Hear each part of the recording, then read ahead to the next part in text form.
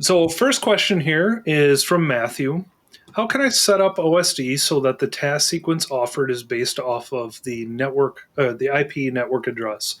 I want the task sequence offered based off of the DP they're using for unknown devices as well.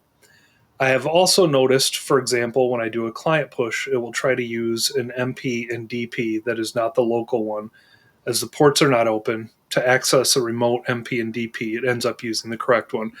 How can I make the client use the preferred MP and DP? So maybe first, I thought that those were the same question, but I think they maybe ended up being two. First And question. yeah, they were quite different. Yeah. So config manager doesn't offer any default filtering on which sequence that shows up. If you have deployed them to all unknown computers, they're going to show up.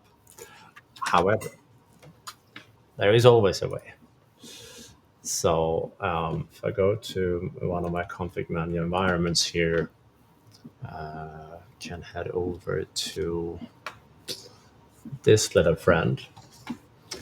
When you have sequences and when you create a deployment for them, come on, I had it open so it wouldn't show me the GUI. But you pick a collection like all unknown computers, but you can say that it should be hidden. So you make it available for media, but it's hidden. And that means you can ask for it through scripting on the client. So you can write a little front end that asks either the admin service or a web service for a list of sequences. And you can have it show different sequences, request different sequences depending on the network you're on. So you just need to have some sort of lookup table that says, I'm on this network, I'm supposed to use this sequence. So that's something you can do by a healthy dose of PowerShell on the client and by using hidden sequences on the server side. So that works quite well. You can even have, I've seen customers, they were prompting for a logon in WinPE. So they authenticate using either ATSI or some other component in WinPE that they added in. And depending on who you log in as, you see different sequences. So help desk, they log in, they can deploy Windows 11 device, whereas the admin logs in, he or she will be able to see all clients and servers and whatnot. Then maybe the server team, they log in and they see only server sequences. So very, very powerful. This is what I like about the config manager platform. There is pretty much nothing that you that is blocking you from doing things. You all can often find a way. Whether it's a good idea to do what you're thinking about, that's a different story. But the platform often allows it with if you're creative enough. So yeah, so that was the first question. Uh, Regarding client push, um, you can do. I mean, it's still going to honor boundaries when it tries to locate resources.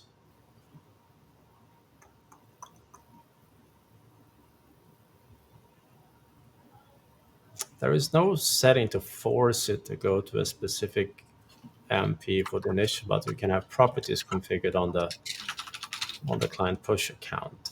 Um, it might be easier to just skip client push for that scenario and use a client help script instead. Either a computer startup script or something else that runs on a schedule, because that way you can basically do the same thing. I'm on this site, I'm supposed to use this management point or talk to when you install the client. So I don't, yeah, that's the only thing I can think of for client push. Usually that problem is often related to imaging instead, because Microsoft for the longest time would force you to use the management point that the DP was using, which sometimes was not the one you wanted to use. So on the Pixie server now, they offer you the option and say, all right, this is the one you should be using for lookup. But there is no such thing that I remember for client push anywhere. So Probably again some custom action on the client. Startup script is usually better than client push. Client push is more for like ad hoc stuff. It requires perfect DNS, and DNS is not very often perfect. Yeah, I would say so.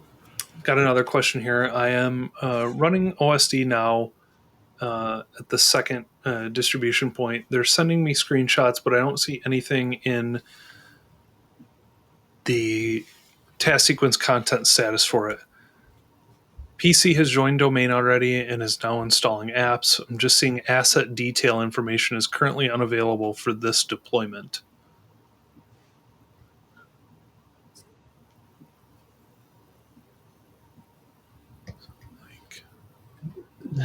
I mean, if you have a distribution point, like I have a couple here, and if you go to their content status,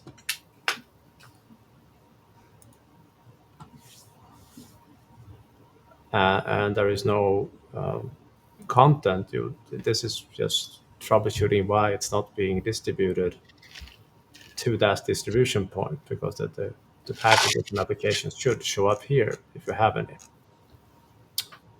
distributed to this one.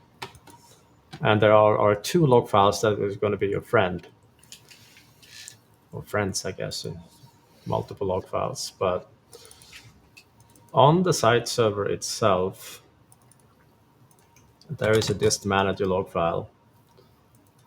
That one keeps track of a lot of things regarding to distributing content.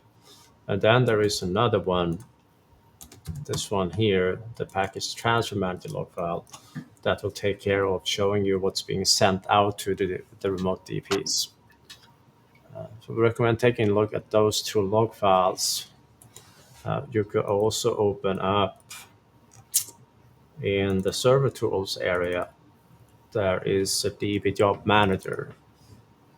Don't have any jobs going at the moment, but this is where you will see all of the jobs that are being going on to remote distribution points, and you also have the ability to manage those jobs, change priorities, and cancel and whatnot that you need to do. So I would start there if content is not getting out.